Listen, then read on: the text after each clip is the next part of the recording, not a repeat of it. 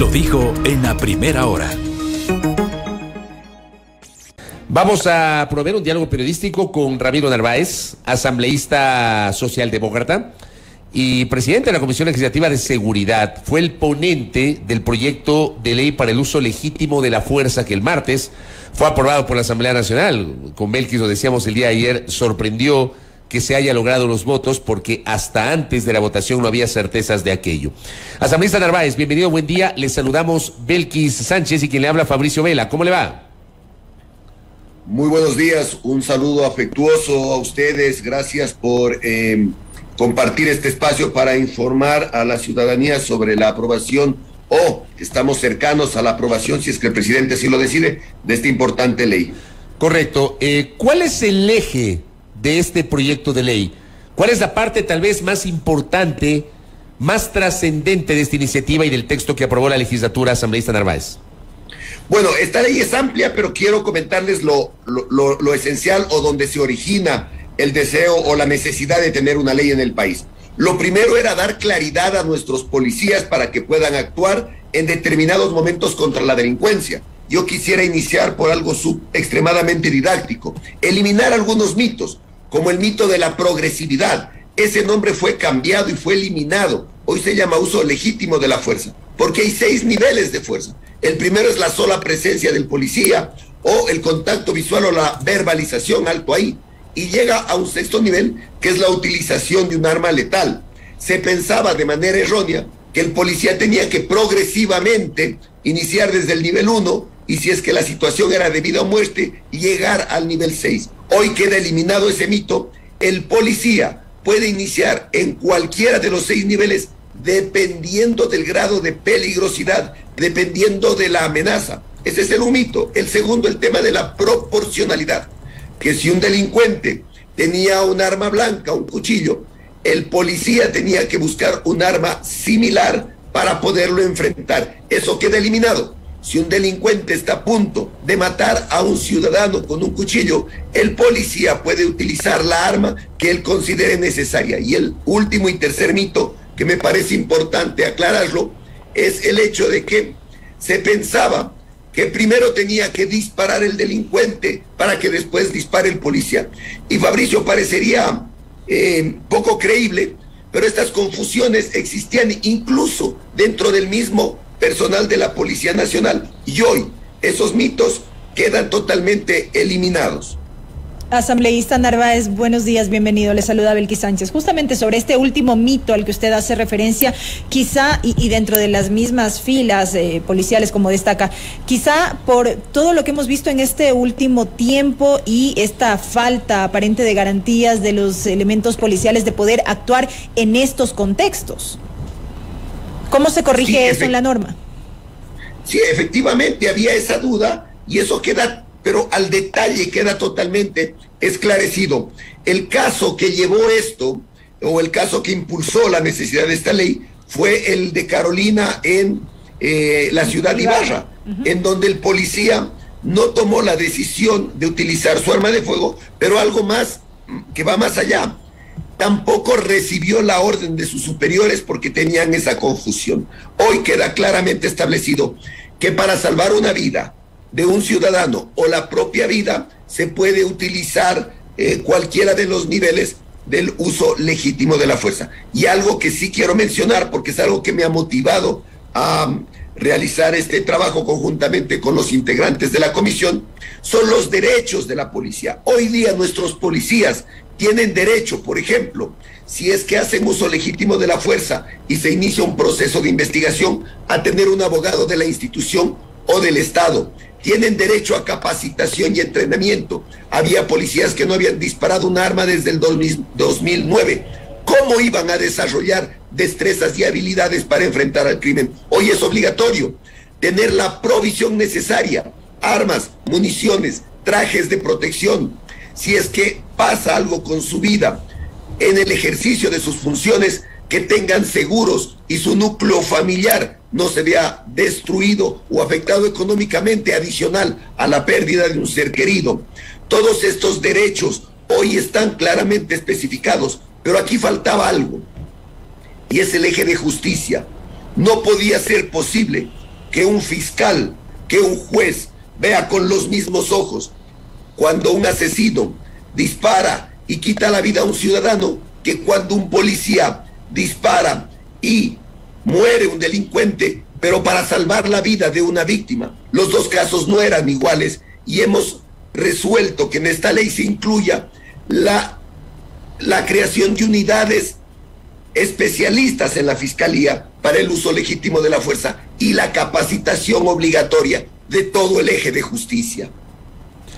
¿Qué es el uso legítimo y progresivo de la fuerza, asambleísta Narváez? Quisiera ver si usted le puede explicar a la audiencia cómo se instrumenta este término, uso legítimo, uso progresivo de la fuerza. Como les había comentado, la progresividad queda eliminada porque eso generaba demasiada confusión. Es uso legítimo de la fuerza. Pero yo le hago esta pregunta, ¿por qué? Porque ayer, por ejemplo, dialogamos acá con un vocero, el director de INRED, que es la Fundación de Derechos Humanos, y él, por ejemplo, hablaba de la discrecionalidad. O sea, ¿qué pasa si se le deja la discrecionalidad al policía el momento que ocurre una manifestación? Ya. En las manifestaciones, yo he cubierto manifestaciones en mi condición de periodista, a veces empiezan siendo pacíficas, recorren, voy a graficarle más o menos este ejemplo, recorre la 10 de agosto, la manifestación empezó en la Caja del Seguro, recorre la 10 de agosto, llega a la calle Chile y se encuentra con la barrera de la policía, no puede pasar a la Plaza Grande. Empiezan a gritar los manifestantes y por ahí alguien aparece con un palo y empieza a golpear los escudos de los policías. Ya, ¿el policía qué puede hacer? Porque claro, no se deja ahí de manera discrecional a que el policía, no sé, pues, le dé un toletazo, o le lance gas lacrimógeno, o incluso pueda disparar. Esa parte, digamos, es lo que yo quiero entender como uso legítimo de la fuerza y atarle a esta suerte de discrecionalidad que algunos sectores consideran la ley lo deja dentro del control de las protestas sociales, por ejemplo. Mire, en el tema de las protestas sociales ha habido una confusión extremadamente grande. Yo tengo una vocación que me llevó a garantizar que se cumpla el segundo objetivo de esta ley. El primero fue siempre fortalecer a nuestras instituciones como la Policía Nacional para que cumplan de mejor manera su trabajo. Y se incluyó también a las Fuerzas Armadas dentro de sus funciones, no en el control del orden público, sino en la custodia de las fronteras y el control de armas. Pero la otra parte de esta ley buscaba ese justo equilibrio para que esta herramienta no se constituya en determinados momentos en una amenaza para la población ecuatoriana. En ese contexto, usted, como lo manifestó, hay protestas sociales y aquí, en esta ley, se garantiza el derecho a la protesta social. Se garantiza esta protesta porque está consagrada en la Constitución y algo que es fundamental y radical. La protesta social hoy día es considerada como un problema de orden público, es decir, tiene la misma categoría que una pelea callejera y la policía actúa con todas las herramientas que tenga. Hoy día la protesta social está garantizada y protegida por el Estado. Y algo importante, cuando hay actos violentos, efectivamente la policía tiene que actuar y focalizar sobre esos actos violentos. Le doy un ejemplo. Puede generarse 1000 situaciones, pero le voy a dar un ejemplo. Si hay 100 protestantes y 10 generan actos violentos, hoy día se realizan mecanismos de dispersión contra los 100 manifestantes. Con esta ley se tiene que focalizar la acción con los violentos y el resto de la manifestación puede continuar hasta que llegue a su destino. Hemos prohibido la utilización de los caninos, de los perros, para atacar a los manifestantes porque hay antecedentes de eso. No se puede utilizar para ejercer fuerza sobre los manifestantes, ni tampoco caballos, ni tampoco las motos que eran utilizadas para embestir a los manifestantes. Pero si es que hay personas que se infiltran a estas manifestaciones, si es que hay personas que cometen delitos dentro de estas manifestaciones, la policía tiene que identificar y neutralizar a esas personas. Es una ley extremadamente garantista para los manifestantes, pero mantiene la norma legal que genera que estos actos de violencia y actos delictivos sean focalizados, neutralizados y atendidos por la Policía Nacional. Asambleísta Narváez, ya que hemos aterrizado en el tema de la protesta social, justamente en este diálogo que manteníamos ayer con el representante de INRED, él hacía referencia a que existiría una suerte de incoherencia o contradicción en el artículo 25, que es el que hace referencia al uso excepcional de la fuerza en contextos de reuniones y manifestaciones o protestas sociales. Porque de un lado, el texto habla de esta excepcionalidad de hacer uso de la fuerza, pero en el numeral 3 se prohíbe, por ejemplo, el uso de la fuerza potencial e intencionalmente letal en contextos de reuniones y manifestaciones. Previamente, insisto, se hace referencia a que se puede hacer uso excepcional, inclusive respetando los principios y niveles a los que usted hacía referencia en el inicio de esta entrevista. Entonces, ¿no existe una suerte de contradicción allí en el texto o si es que podemos clarificarlo de mejor manera? Mire, ese punto es extremadamente importante porque ha generado algunos espacios de polémica, especialmente de quienes no participaron en el procesamiento de la ley. Pero la razón no pide fuerza.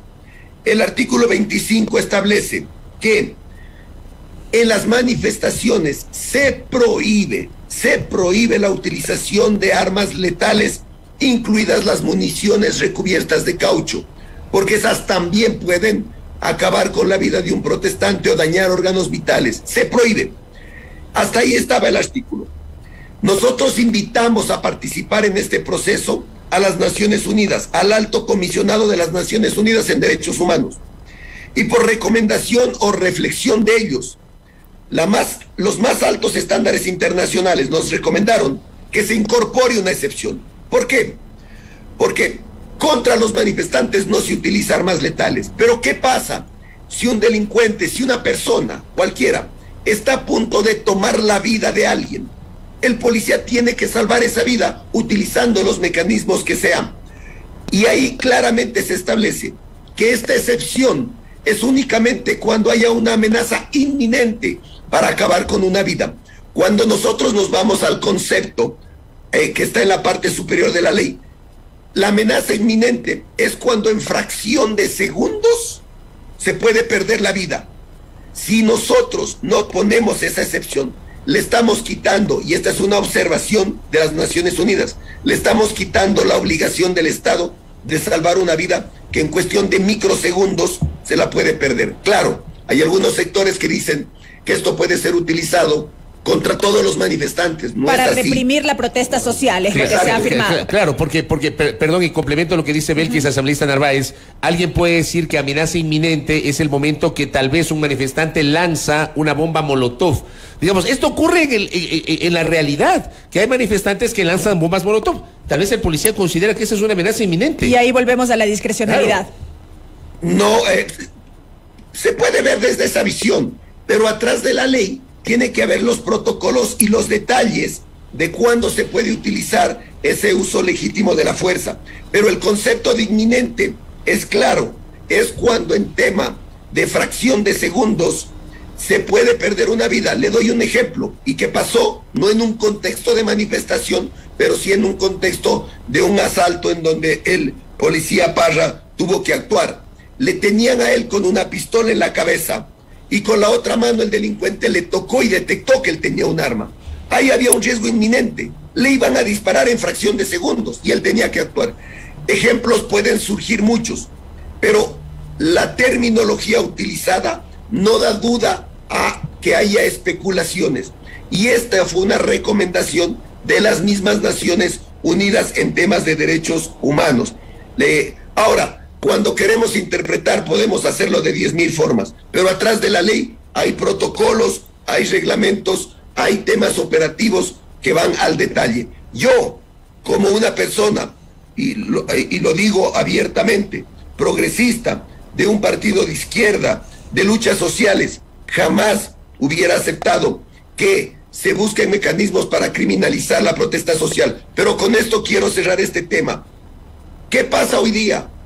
Hoy día pueden utilizar abiertamente armas letales cuando ven que hay el riesgo sobre el ataque de una propiedad privada, propiedad pública, a discrecionalidad. Es decir, el artículo 25 no desmejora lo que hay hoy, lo mejora, le da mayor protección al manifestante, porque si hoy día no existiera esa posibilidad o ese riesgo y nosotros la estamos incluyendo, estaría de acuerdo, pero hoy día se pueden utilizar hasta francotiradores para poder dispersar y para poder mitigar los problemas violentos que se generan en una manifestación. Es decir, con esta ley, ni un centímetro para atrás, todo es hacia adelante para la protección de los manifestantes. Si bien es cierto, como señala asambleísta, un artículo no desmejora toda la ley, también es cierto que una vez que se aprobó este texto en el Pleno, legisladores de Pachacuti, por ejemplo, salieron al paso a anunciar que una vez que esté vigente buscarían una reforma, entiendo, no solamente al 25, sino también al 23 y 24, que eran justamente los artículos que en principio buscaban que salgan del texto como tal en la votación, y esto finalmente no ocurrió porque la votación se dio de manera íntegra. ¿Cómo mira usted este planteamiento? Cualquiera de los 137 asambleístas tiene el derecho y la facultad de presentar una reforma. Las reformas son evaluadas, procesadas, y si son pertinentes hay que incorporarlas. Yo en ningún momento siento que seamos dueños de la verdad absoluta. Si es que hay mecanismos que permitan mejorar la ley a través de determinadas reformas, hay que hacerlo. Siempre hay que buscar mejorar lo que ya se ha construido y tienen el derecho de hacerlo. Pero aquí quiero hacer una pequeña reflexión. Usted sabe, estimada Belkis, que no es costumbre en la Asamblea que cuando se procesa una ley se llame a todos los bloques para recibir sus criterios y recibir sus recomendaciones e invitarlos a trabajar en mesas técnicas para procesar la ley. Esta comisión lo hizo. Al ser una ley importante, invitó a todas las fuerzas políticas de la Asamblea, fueron los jefes de bloque, fueron los técnicos de cada bloque. Realizamos entre la primera y el primero y segundo debate 7 mesas técnicas para mejorar la ley. Y fueron aportes sumamente importantes. Pero, estimada Belki, ¿sabe quién no fue? ¿Sabe quién fue el único partido que no asistió a ninguna mesa técnica? Pachacuti. Y entonces, ahí yo le quiero preguntar, asambleísta, si me permite, justamente, ¿qué de todo eso que se abordó en esas mesas técnicas fue recogido en el texto? Porque también se observó durante el debate previo a la votación que se había llegado a ciertos acuerdos en horas de la mañana que finalmente no se habrían visto plasmados en el texto final que se sometió a votación. Entonces, ¿cuánto de eso se recogió?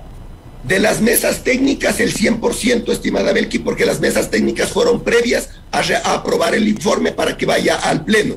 Es decir, esas mesas de trabajo sirvieron para perfeccionar la ley. Lo que reclamaban era que a último momento, a mediodía, querían que incorporemos nuevos cambios. Y nosotros tuvimos la predisposición de hacerlo. Pero la ley era clara y en el segundo debate, en ese mismo día no se podían modificar los textos y ya no pudimos incorporar cambios adicionales. Correcto. Tenía que regresar a la comisión y nosotros estábamos conscientes de que la ley era de calidad y de que el país no podía esperar más tiempo. Le voy a leer una pregunta que me envían. ¿Qué ocurre si el presidente Lasso veta y radicaliza el proyecto aprobado y criminaliza con severidad los artículos respecto al derecho constitucional de la resistencia? Y ahí viene la segunda pregunta. ¿Habrá los 92 votos que se requieren para ratificarse en el texto originalmente aprobado, asambleísta Narváez? Mire, esa pregunta es extremadamente importante y describe lo que podría pasar. El presidente podría radicalizar y eliminar todos estos elementos que protegen la protesta social. Ahora, yo quiero manifestarles que la construcción de la ley se invitó a las instituciones del Ejecutivo, Ministerio de Gobierno, Ministerio del Interior, Ministerio de Defensa, SNAI, Policía Nacional, entre 50 instituciones más, pero ellos son representantes del Ejecutivo y participaron en la creación de esta ley. Por lo tanto, la probabilidad de veto debería disminuir significativamente. Fue un trabajo realizado de manera técnica y las Naciones Unidas hizo el acompañamiento técnico en este trabajo. Yo espero que si el presidente busca de alguna manera radicalizar y poner en riesgo una ley que busca un equilibrio justo, vamos a tener que unirnos toda la Asamblea y aspiro a que tengamos los 92 votos suficientes para ratificarnos en el texto original. No olvidemos que fue aprobada con 104 votos y eso me da un espacio de tranquilidad para que si hay radicalizaciones nos ratifiquemos en el texto original. Si el presidente hace alguna observación que es válida, que suma, que aporta, que da seguridad a las instituciones, pero que también protege a la sociedad, habrá que allanarnos a esas observaciones. Pero si desmejora o deslegitimiza la protesta social y se generan espacios para reprimirla de manera injustificada, no dude que buscaremos la forma de que consigamos esos 92 votos. Asambleísta, dos inquietudes finales para cerrar. La primera, es inevitable atar este debate que ustedes han llevado adelante en la Asamblea a lo que ocurrió en enero del 2019 en Ibarra, con el femicidio de Diana Carolina. Ese femicidio se hizo viral porque durante 1 hora y media su agresor, su asesino, que había sido su pareja, la tuvo agarrada del cuello con un cuchillo. Esto fue transmitido en redes sociales, había presencia de la policía y la policía no supo qué hacer. Ato este tema al contenido de la ley. ¿Qué podría ser la ley? Dios no quiera se repite un caso similar. O vamos a suponer que esta ley estaba vigente cuando ocurrió este caso que le describo, que usted debe recordarlo, enero del 2019.